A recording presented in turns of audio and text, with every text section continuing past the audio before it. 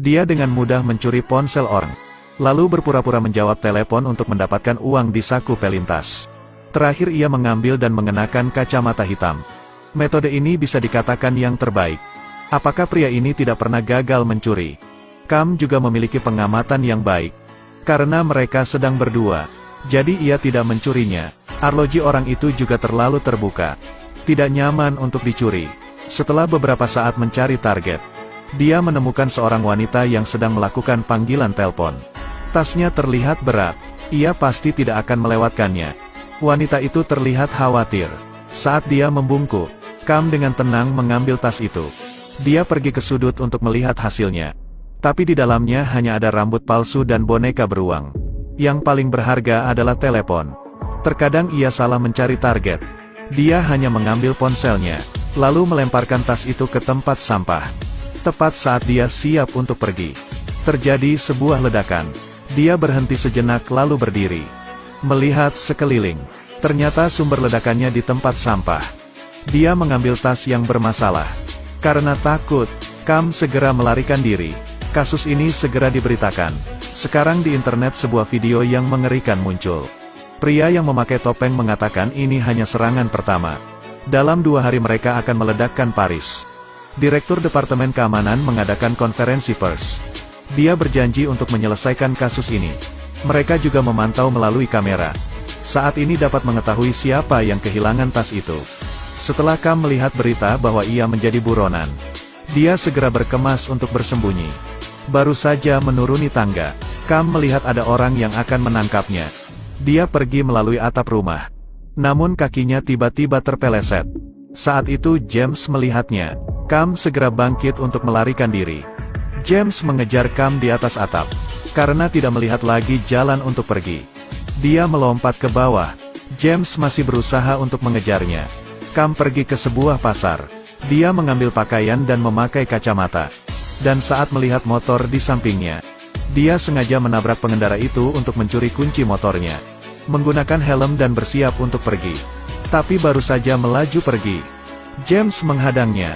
Begitu saja dia dibawa ke kantor polisi. James bertanya, "Kenapa kau melakukan pengeboman?"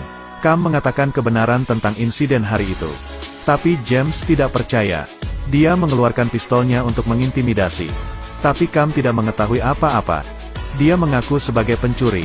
James memutuskan untuk memberinya kesempatan. Membiarkan dia menunjukkan teknik pencuriannya. Kemudian mereka mencoba mereka adegan. Setelah Kam menabraknya, James mengatakan bahwa dompetnya masih ada. Tapi sekarang uangnya telah hilang. Dia membuka dompetnya dan melihatnya. Benar saja, uang itu sudah tidak ada lagi di dompetnya. Baru sekarang James percaya dia adalah pencuri. Hanya saja Kam sial. Dia mencuri tas yang berisi bom.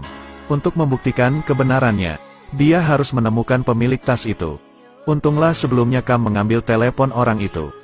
Jam menyampaikan informasi di telepon untuk badan intelijen. Berhasil ditemukan identitas dan alamat seorang wanita. Jadi keduanya berkendara ke tempat itu. Ini adalah sebuah pabrik terbengkalai. James bergegas masuk untuk menanyakan keberadaan wanita itu. Saat wanita di rumah mendengar kegaduhan, mereka mundur dengan cepat. Sebelum pergi, ia juga membakar mobil James. Ini membuat James sangat marah. Mereka mencuri mobil untuk mengejar. Namun keduanya masih kehilangan jejak. Sekarang dia membuka ponsel wanita itu. Dia melihat pria berambut pirang tadi. Pekerjaannya sebagai bartender di sebuah bar. Jadi mereka segera pergi ke sana. Kali ini Kam dengan sengaja meninggalkan ponselnya di dalam saku orang itu.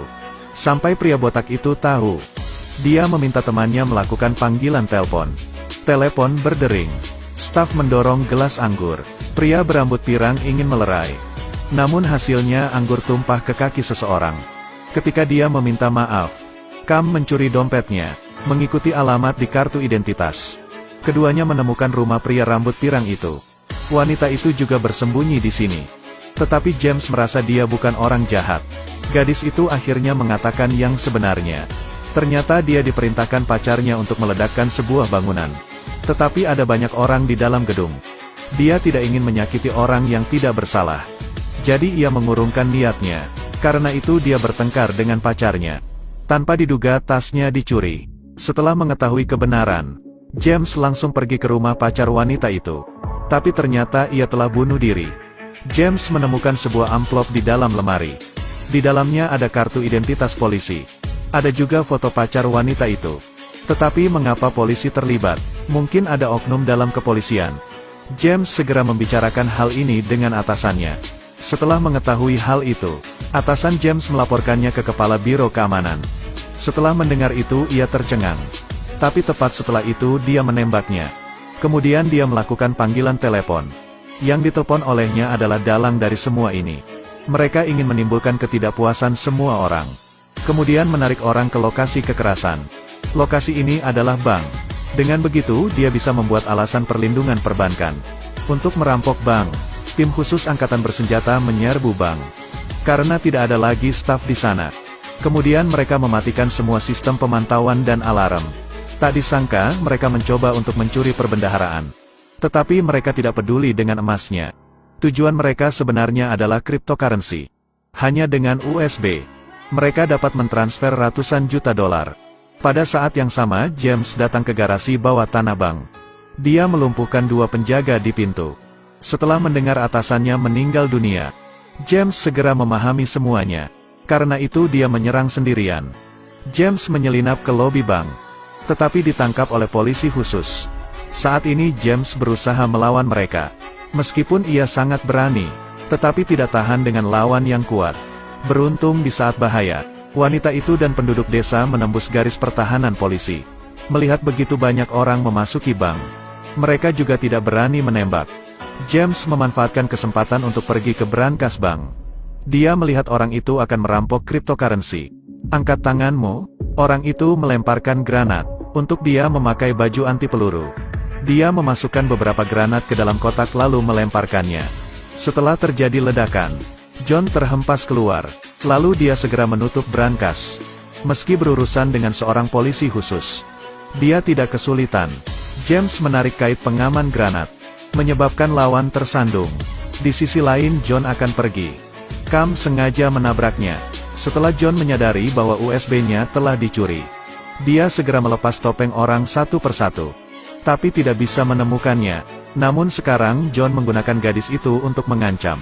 Khawatir tentang keselamatan gadis itu, Cam terpaksa mengaku. Saat ini Biro Intelijen segera memberi perintah untuk menangani ini. Ternyata dia takut kejahatannya terungkap. Mereka bersiap untuk menembak John. Pada saat yang sama mereka pergi dari kekacauan itu. Kepala Biro Intelijen mendengar berita itu dan melarikan diri. Lalu menjalankan perintahnya. Kemudian dia segera menemui sahabatnya. Meminta dia untuk mengatakan seseorang yang ingin membeli USB.